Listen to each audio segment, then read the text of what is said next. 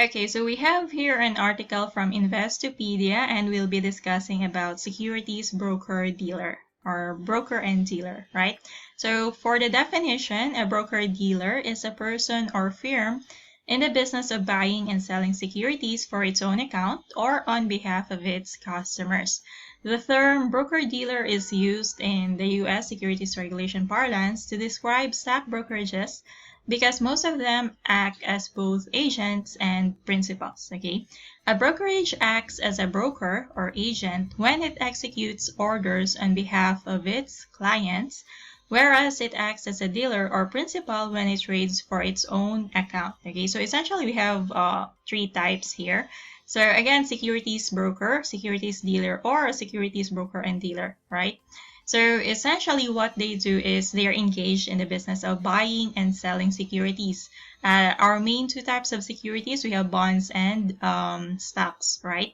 So what they do is that they could act for their own account, so in which case they're called securities dealer.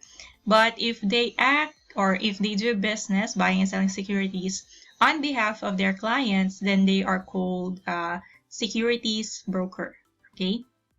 So those are the two types, broker and then dealer. But if a person, normally they could engage in both of these services, so they are called broker-dealer, okay? So again, broker if you act for your clients, and then dealer if you act for your own account, okay? So continuing on, understanding what a broker-dealer is. So broker-dealers fulfill several important functions in the financial industry. These include providing investment advice to customers, so we have that, investment advice, supplying liquidity through market-making activities. So in a sense, all the investments that they are making, they're trying to ensure that they are liquid because there are existing buyers and sellers for the securities that they are, in a way, trading or investing in, okay? And then facilitating trading activities, on behalf of their clients. They could buy securities, or if their clients want to sell, then they could sell those securities, right? And then you have your publishing, investment research, and raising. Lastly, raising capital for companies. So for the fourth one, publishing, investment research, because they're dealing with securities most of the time, they do buy and sell. So in a way, they have the expertise and the knowledge on how these securities works, how a particular security is performing, so you can make an assessment and you can make a research or an article about it and publish such research, okay?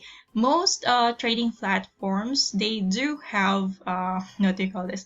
They do have financial experts, and most of them are brokers or dealers. So in a way, they could be the ones writing those particular reports on the different types of companies that are being exchanged in the stock market, okay? And then the last one, raising capital for companies. So as broker, normally what happens is that when these companies need additional funding, they issue bonds, or they issue some sort of other type of securities. So normally the brokers or the dealers, they do invest in those companies. So sometimes they would what do you call this? They have another service that they are offering. We call it underwriting securities, in which case they accept these companies' securities and then they distribute it to their own clients. But of course, it needs the consent of their own clients, right?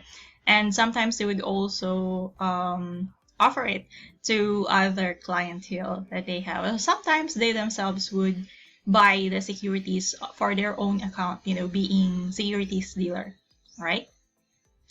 Broker-dealers range in size from small independent boutiques to large subsidiaries of giant commercial and investment banks. Okay, so normally this majority of these services are normally, they could provide them because they are part of a larger organization, right? And in a way, they're also being provided support, with additional training. They do have these seminars, and they do have a pool of experts that are training new ones so that they would be able to handle more types of investments and provide better services to their clientele by not allowing themselves to be swamped by a lot of investors and they only have a few pool of personnel, right? So there are two types of broker-dealers. You have your wirehouse, a firm that sells its own products to the customers, and then you have your independent broker-dealer, a firm that sells products from outside sources. Okay, so wirehouse, you have your firm. If you want to raise capital, you issue securities and then you sell them to your customers, right? Independent broker-dealer, your a securities firm underwriter. There's this company wanting to raise capital. You would be your client and you would be issuing their services through your brokerage firm or underwriting service. Okay, so you have this information that's for the US. Okay, lastly we have this how a broker dealer works, and then the special considerations. By definition, broker dealers are buyers and sellers of securities, and they are also distributors of other investment products. So underwriting, right? As the name implies, they perform a dual role in carrying out their responsibilities. As dealers, they act on behalf of the brokerage firm that they work for, initiating transactions for the firm's own account. As brokers, they handle transactions, buy and sell securities on behalf of their clients. In their dual roles, they perform a couple of vital functions. They facilitate the free flow of securities on the open market. Okay, if they have a client who wants to buy a certain security and they have a client who wants to sell that same security, then it could happen within the firm. All right. But of course, they can also do that with the rest of the firm if they do, or at the market in general.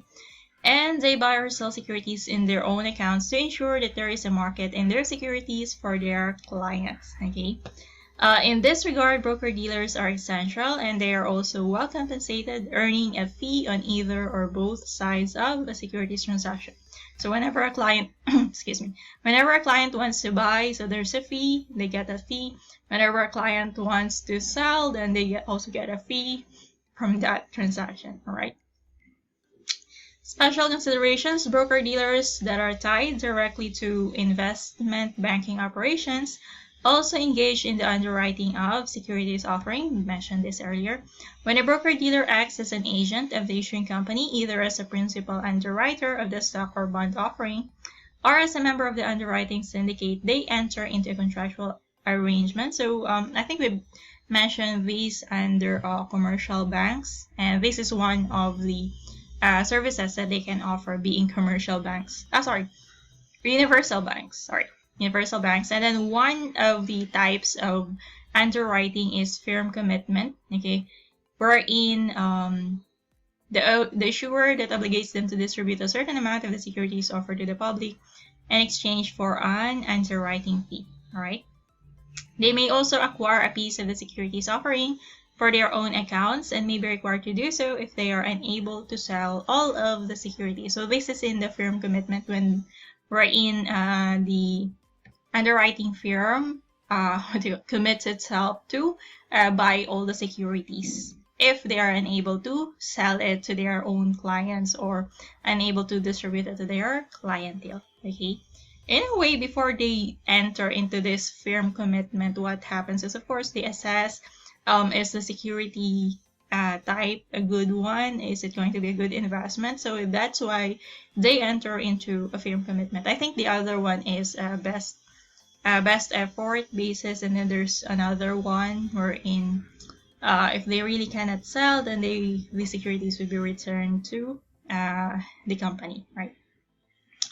Once the underwriting process is completed and the securities are issued, the broker-dealers then become distributors, and their clients are typically the target of their distribution efforts. Of course, before they enter into this underwriting service, they still assess, of course, the type of security that this company are making them underwrite, okay? And they have to assess whether it's going to be a good one, because if it's going to be a good investment, then of course they're going to take it, and they could sell it to their own clients, right? But if it's not a good investment, I don't think they would accept it for underwriting services and much more, do the firm commitment, okay? In that effort, the financial advisors of the firms then act as brokers to solicit their clients and recommend the purchase of the security for their accounts. In this regard, the broker-dealers are facilitating the interests of the issuer the issuer, right? And then themselves, because they're going to get a distribution fee, and then their clients, because it's a good investment. Although their only contractual obligation for underwriting services is to the issuer. Okay, of course, they have to protect their reputation as well. So essentially, they're not going to do this for a failing company or for bad securities, high risk, high loss. All right. Okay, so that's it for this one. Again, we've discussed about broker, dealer, securities broker, and dealer. Okay, so this is it for this one. Thanks and bye.